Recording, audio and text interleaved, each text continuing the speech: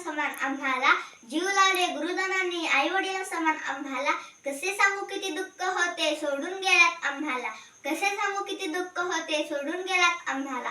प्रथम मी साक्षी नागनाथ मलाळे आज गुरुपौर्णिमा विषयी माझ्या गुरुजींना मनापासून वंदन करते आणि त्यांच्याविषयी 2 शब्द सांगते।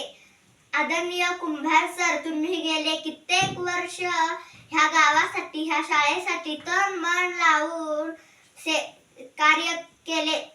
केवळ ही नोकरी म्हणून जबाबदारी पार पाडली नसून आपले ध्येय समजून सेवा केली। शिक्षक आणि विद्यार्थ्यांशिवाय शाळेला काहीच अर्थ नसतो।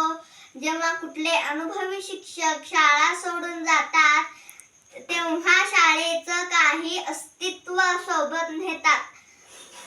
सर, तुम्ही गेल्यापासून अख्खं गाव हळहळ व्यक्त करत आहे।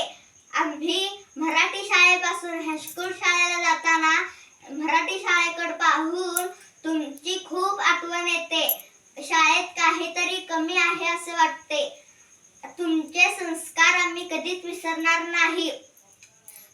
सर, तुम्ही या शाळेत शिकवण्यासाठी पुन्हा या, पुन्हा या, पुन्हा या अशी मी ईश्वरचरणी प्रार्थना करते।